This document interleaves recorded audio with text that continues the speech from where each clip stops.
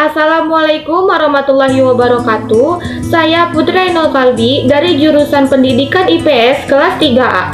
Kali ini saya akan menjelaskan materi mengenai manajemen pemasaran dalam bisnis. Tujuan dibuatnya video ini untuk memenuhi tugas ulangan akhir semester dari mata kuliah manajemen bisnis dengan dosen pengampun Ibu Nengsri Nuraini MPD. Selanjutnya, kita langsung saja ke materinya sebagai berikut. Pengertian pemasaran. Pemasaran sendiri memiliki banyak pengertian menurut para ahli. Oleh karena itu, saya akan mengambil beberapa contoh pengertian menurut para ahli. Yang pertama, menurut American Marketing Association, pemasaran sebagai proses perencanaan dan pelaksanaan rencana penetapan harga, promosi, dan distribusi dari ide-ide, barang, dan jasa untuk menciptakan pertukaran yang memuaskan tujuan-tujuan individual dan organisasional. Yang kedua, menurut William J. Station, pemasaran merupakan semua kegiatan usaha yang ditujukan untuk merencanakan, menetapkan harga, mempromosikan, dan mendistribusikan barang dan jasa yang dapat memenuhi kebutuhan konsumen. Dan yang ketiga, menurut Kotler dan Armstrong, pemasaran merupakan proses sosial dan manajerial di mana individu dan kelompok memuaskan kebutuhan dan keinginan mereka dengan menciptakan, menawarkan, dan mempertukarkan hal-hal yang berharga dengan orang lain.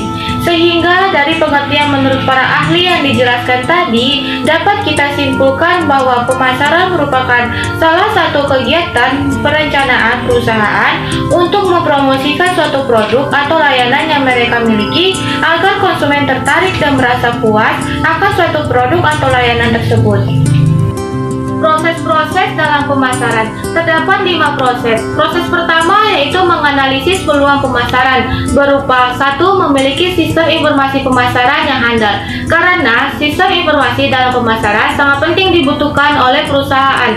Terdiri dari sistem pencatatan internal, sistem intelijen pemasaran, sistem riset pemasaran, dan sistem pendukung kebutuhan pemasaran. 2. Mengumpulkan informasi yang penting terhadap lingkungan pemasaran terdiri dari lingkungan mikro dan makro. 3. Menganalisis pasar konsumen dan pasar bisnis. Dan 4. Menganalisis pesaing. Proses yang kedua yaitu meneliti dan memilih pasar sasaran berupa 1. Mengukur dan memperkirakan daya tarik suatu pasar. 2. Menilai dan memilih segmen pasar yang paling dapat dilayani oleh perusahaan yang paling baik sebagai sasaran. Proses ketiga yaitu merancang strategi pemasaran berupa 1.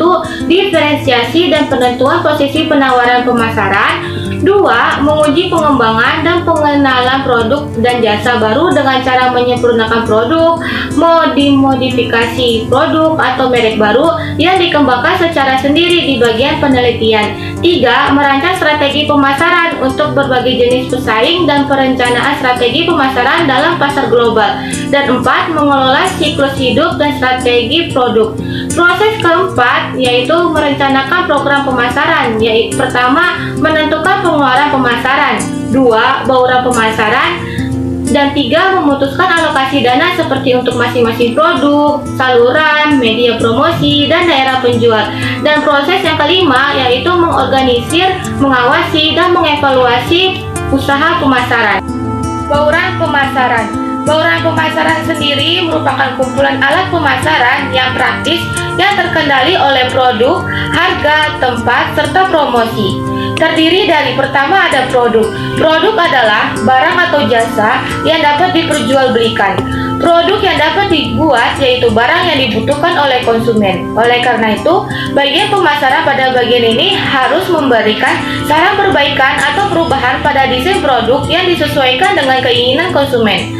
Maka dari sini dapat dihasilkan produk baru bagi perusahaan atau hanya memodifikasi dari produk yang sudah ada.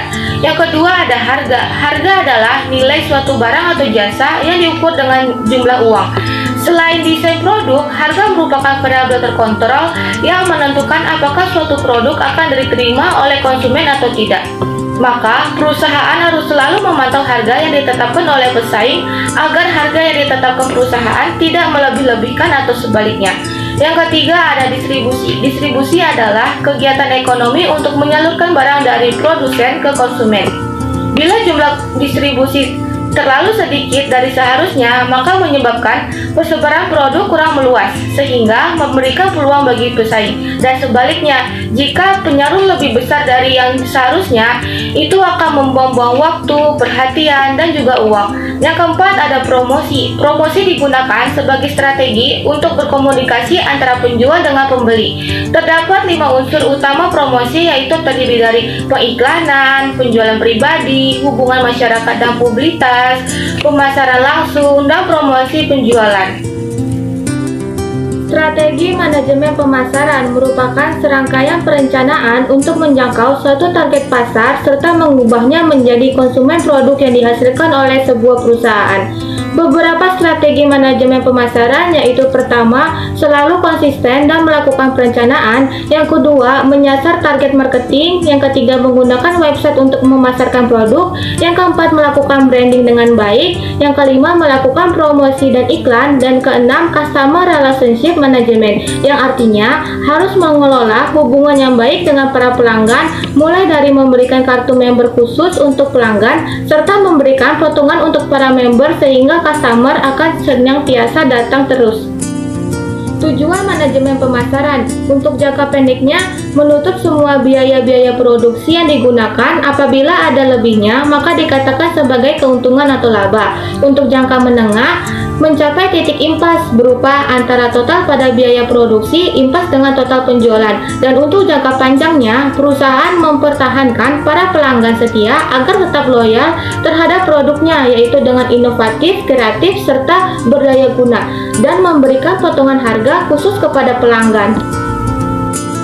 Fungsi manajemen pemasaran. Yang pertama ada fungsi pertukaran. Fungsi pertukaran pada manajemen pemasaran berkaitan dengan pemindahan kepemilikan barang dari satu pihak ke pihak lainnya dalam suatu sistem pemasaran. Fungsi pertukaran ini terbagi menjadi 2 fungsi. Yang pertama fungsi pembelian, yaitu proses untuk mencari penjual dan proses timbal balik dari suatu aktivitas penjualan. Yang kedua fungsi penjualan, meliputi adanya kegiatan atau interaksi antara para pembeli dan penjual. Kegiatan-kegiatan pada penjualan berupa perencanaan dan pengembangan produk, pencarian kontak pelanggan, penciptaan permintaan, negosiasi, serta menghubungi para calon pelanggan. Yang kedua, fungsi bisnis. Fungsi bisnis pada manajemen pemasaran memfokuskan kepada kegunaan waktu, bentuk, serta lokasi. Fungsi bisnis terdiri dari 3 fungsi. Yang pertama, fungsi pengangkutan. Ini berfungsi sebagai proses pemindahan produk dari satu tempat ke tempat lainnya. Yang kedua, fungsi penyimpanan, yaitu suatu kegiatan penyimpanan suatu produk mulai dari setelah produk tersebut diproduksi sampai dikonsumsi. Dan yang ketiga, fungsi pemprosesan, yaitu proses pengolahan pada suatu barang menjadi suatu barang yang mendapatkan nilai tambah. Yang ketiga, fungsi penyediaan sarana, terdiri dari informasi pasar, penanggulangan resiko, standarisasi dan branding, dan pembiayaan. Manajemen pemasaran. Konsep pemasaran merupakan serangkaian kegiatan yang memiliki tujuan untuk memasarkan produk yang diproduksi oleh perusahaan. Kotler dan Armstrong mengemukakan 5 konsep pemasaran. Yang pertama, konsep berwawasan produksi. Pada konsep ini, konsumen akan memilih suatu produk yang mudah untuk didapatkan dan murah harganya. Yang kedua, konsep berwawasan produk. Pada konsep berwawasan produk, ini berbeda dengan konsep produksi, di mana pada konsep ini, konsumen akan memilih suatu produk yang menawarkan mutu, kinerja terbaik, serta hal-hal yang inovatif, sehingga harus membuat suatu produk menjadi lebih baik yang memiliki kualitas tinggi dan berusaha semaksimal mungkin untuk membuatnya sempurna. Yang ketiga, konsep berwawasan penjualan. Konsep ini berpendapat bahwa apabila konsumen diabaikan, maka konsumen tidak akan memilih suatu produk perusahaan tersebut dalam jumlah banyak. Oleh karena itu, agar konsumen membeli produk, perlu melakukan usaha penjualan dan promosi yang agresif serta ekstra. Yang keempat, ada konsep berwawasan pemasaran. Pada konsep ini mengemukakan bahwa kunci untuk mencapai suatu tujuan organisasi terdiri dari penentuan kebutuhan dan keinginan pasar sasaran serta memberikan kepuasan yang diinginkan secara lebih efektif dan efisien bagi para pesaing. Yang kelima, ada konsep wawasan pemasaran bermasyarakat. Pada konsep ini, tugas suatu perusahaan yaitu menentukan keinginan serta kepentingan pasar sasaran dan memenuhinya dengan lebih efektif dan efisien daripada saingannya, yaitu dengan cara mempertahankan atau meningkatkan kesejahteraan para konsumen atau masyarakatnya. Rencana manajemen pemasaran. Perencanaan merupakan suatu proses dalam organisasi untuk menentukan cara agar mencapai suatu tujuan melalui serangkaian aktivitas berupa proses analisa, evaluasi, dan seleksi di antara kesempatan yang diprediksi terlebih dahulu. Suatu perencanaan akan dikatakan efektif jika tujuan yang telah dirumuskan dapat tercapai sepenuhnya. Suatu perusahaan akan mengalami kegagalan jika kegiatan pemasaran tidak dapat disusun dengan baik, maka perusahaan akan mengalami keborosan atau kerugian. Langkah-langkah dalam menyusun perencanaan pemasaran. Langkah pertama untuk perencanaan pemasaran yaitu melakukan analisis SWOT. Karena dengan adanya analisis SWOT, maka manajemen perusahaan akan dengan mudah membuat pemetaan peluang dari permasalahan yang muncul.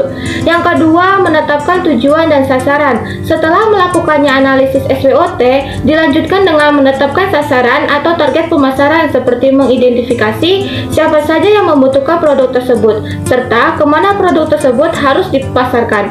Dan langkah yang terakhir, menyusun strategi dan program berdasarkan tujuan atau sasaran yang telah ditentukan. Sekian materi mengenai manajemen pemasaran dalam bisnis yang dapat saya sampaikan. Mohon maaf apabila ada kesalahan ucapan yang disengaja maupun yang tidak disengaja. Wassalamualaikum warahmatullahi wabarakatuh.